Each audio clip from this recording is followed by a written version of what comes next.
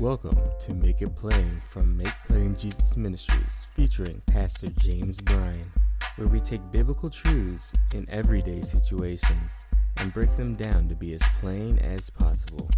So, stay tuned and enjoy the broadcast.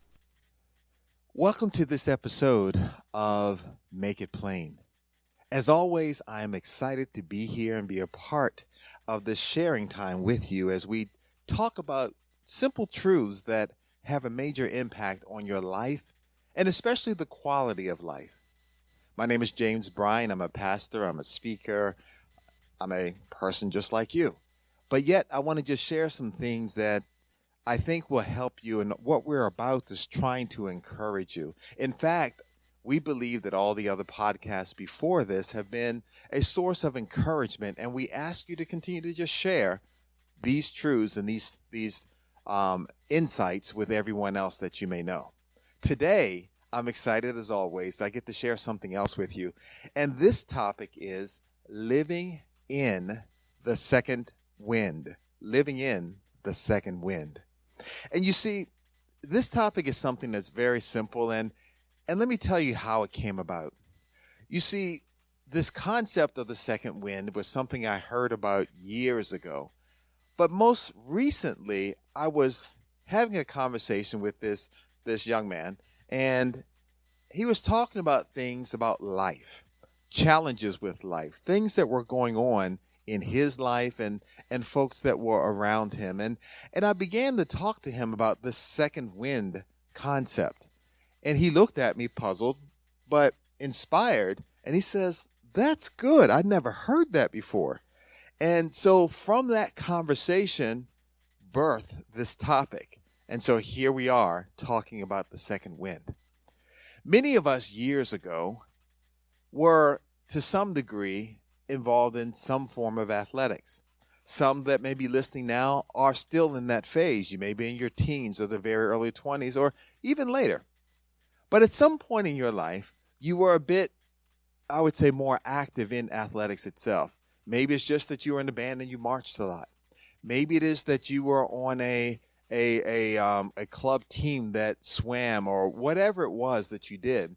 But there was a point where you were exercising more than maybe you are today.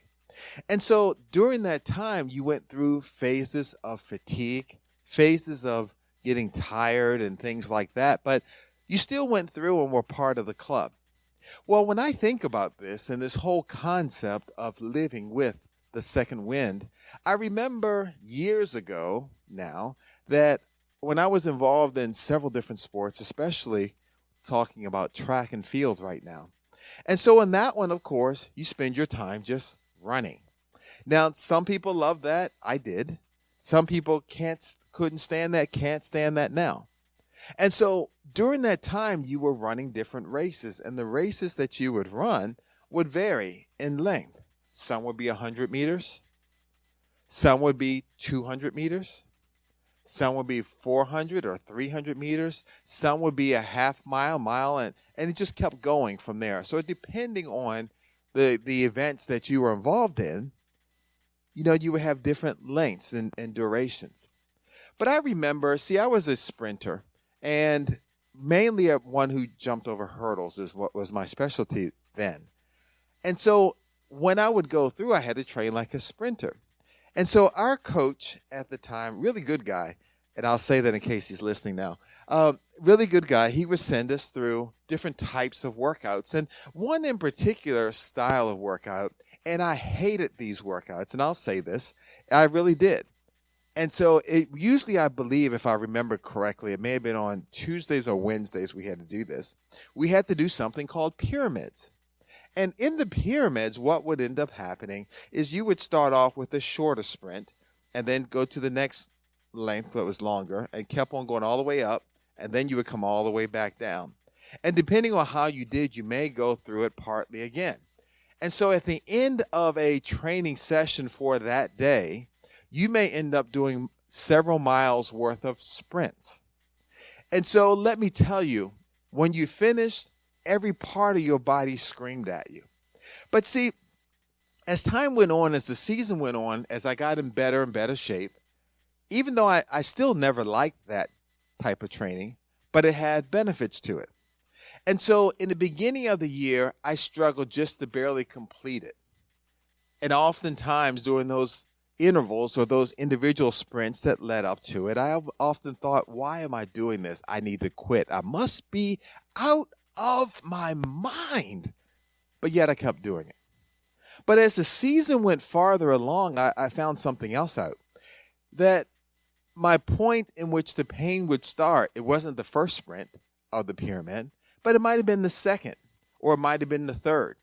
But at some point during that process, I would come to the point of saying, I can't go on anymore. I'm having trouble breathing. My body is aching. Every muscle aches.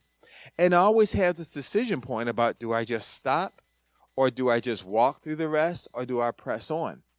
And so in every case, I pressed on. Even against all logic, I would press on. But see, what would happen, especially as time went on in the season, that I would get this extra wind, this extra surge of energy. Sometimes it would happen because I knew that, I'm finished a half of them, or I finished 3/4 of them. So now I'm going to work harder, because if I can get through these last few and I'm finished. Sometimes it may be that I'm thinking that once practice is over, I get to do something else that's more enjoyable. There was always something else that would inspire me to want to do more. And so during this process of training, this second wind became important.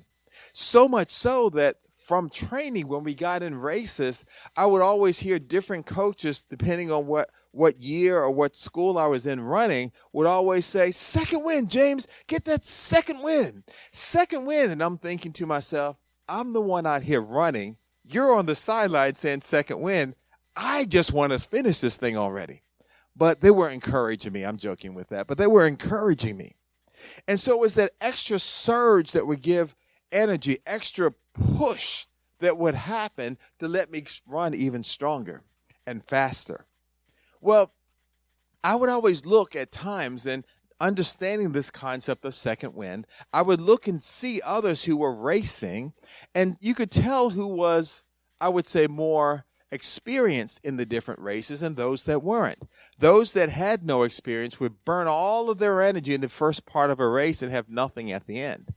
But those that had experience, they would go through and say, well, I know how much I can burn in the beginning so that I would still have something at the end to kick through and push through. Well, in life, it's very similar. In life, we go through these situations where we have to look and think about these obstacles that come in front of us. You see, let me explain it this way. Every part of your life has something that requires some effort from you. So when you're interacting with people, it requires effort. When you're preparing for a test, it requires effort. When you're taking a test, it requires effort. When you're just living and just trying to enjoy parts of life, it takes effort to get to those phases. And so all of that drains and it requires something of you. Let me give you a more practical perspective. So some people that may be listening may have spent time or are employed with customer service. You see, there are days when it seems like nothing you do is appreciated. There are days when it seems like nothing you do is right. And you have people that are just screaming at you and everything seems to fall apart. And you think in your mind, I've got to quit, whatever this is. Sometimes you think, I'm going to throw this phone up against the wall, throw the computer out the window. I have had enough already. But then you get this one call or someone stops by your office, your desk, or texts you and just says, I thank you for what you did. Because of you, I was able to, and they list the things that have happened because of your perseverance, because you are there for them. And that begins to soothe all of the pain that you've gone through. And then all of a sudden you get this energy and the desire or want to, as I like to call it, the want to do more. And so it's those moments that your second wind kicks in. In your life, as you're going through and trying to achieve a goal, trying to get to a different level, you're going to have these moments where it seems like it's a dry spell and everything is going wrong, or it is pulling down all of your goodness, your niceness, and now all you have is these people get on my nerves. I hate what I'm doing. I hate everybody. But you got to really focus on some of the things that you know are good, the benefits, the outcomes, the other things that have happened. When you focus on those, then those things give you a second wind. It gives you the enthusiasm to keep on going. You see, in the Bible, the Apostle Paul had this challenge too. And there was something that was bothering him on a regular basis. You see, people forget that when folks get into ministry, there are challenges. In fact, most challenges are enormous. But see, the Apostle Paul knew that he was called to do something. And he had to fight through all the things that were happening. But there was something that was really bothering him, and he called it a thorn in his side. I don't know exactly what that thorn was. It could have been a person. It could have been a physical ailment. It could have been all kinds of things, but there was something. And then he prayed about it and said, God, remove this from me. Take this away. Remove it. And God responded and said, my grace is sufficient. Now I want to let you know that I'm sure Paul wasn't expecting that. Paul was expecting God to say, okay, let me get rid of it. And then you can keep on going with no turbulence, no distractions. But what happened was God gave him a different view. Even though Paul had a call on his life, even though he was doing great things, even though he was, trying to do what God told him to do, he found out something. That sometimes you need something else to give you that second wind. You need something else to focus on. He had to stop focusing on the thorn and focus on what needed to be done. In life, in a very simplistic way, we have to remember that we've got to focus on the end game. What are we going toward? What's the goal?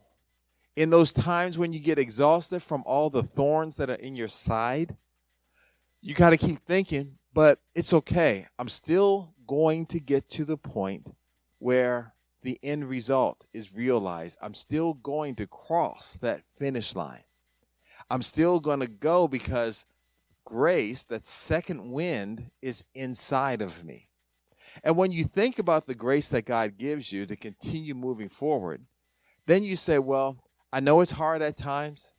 I know there's going to be other obstacles and storms that come in my way.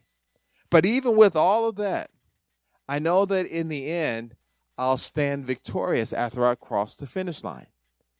So in those days when it seems like quitting is the best option, or in days when it seems like every part of the foundation has fallen apart, or in days when it seems like mentally you can't take it anymore, on those days when it seems like you want to say, if one more person comes to me with another problem or their opinion about something else, I'm going to scream. Well, on those days, understand, there may be thorns in your side, but His grace is sufficient, and you've got a second wind that bursts the vanity to do what you need to do.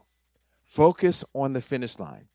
And speaking of focusing on the finish line, if you ask anyone who has been in competitive athletics, they always focus on their goal. If there's someone running a race in track and field, especially a sprint, all they're looking at when they're in the blocks is the finish line. And they're imagining themselves from the point of the start when the gun goes off, running all the way through full speed and not stopping until after they've crossed the finish line. If there's someone playing sports like football, all they're imagining is, I get the handoff or I'm catching the pass and I'm running for the goal line. If some obstacle is in my way, meaning a defender, I'm going to run over him. or I am going to just elude him and get there. If you're playing soccer, or as the rest of the world calls football, then you're thinking about getting that kick into the goal so someone can cry, goal! Whatever it is, you're thinking of the end result. That's what you have to remember in life. So when you have those thorn in the side moments, just remember that's part of life. That lets you feel and realize, okay, I appreciate it even more. There's a thorn, so I must be going in the right direction. And I'm going to really focus on my second wind. That this second wind will allow me now to go even farther. This burst of energy, the burst of assurance, this burst of knowing that I have grace enough to make it, this is what will take me even farther. So today, in today's time in which we live, 2020 and beyond, we just have to remember, we do have a second wind that's called grace. We do have a second wind that will allow us to be successful. So if you stop right now and looked around your situation, and you may not like what you see, but you realize there's still breath in your life, that there's still a heart beating, that means you still have opportunity. And so rely on that second wind and go forward. Remind yourself on a regular basis, second wind, second wind. I've got a second wind. And that's what you should do. That's what I should do. In fact, that's what I have to do a lot of times. And so with all of that, remember, you can do this. You can run this race. You can win because you do have a second wind. And that second wind is what will get you to victory. So hopefully this has been helpful to you. Hopefully this nugget of truth will help you be successful in life and help you to live it with more joy and fulfillment.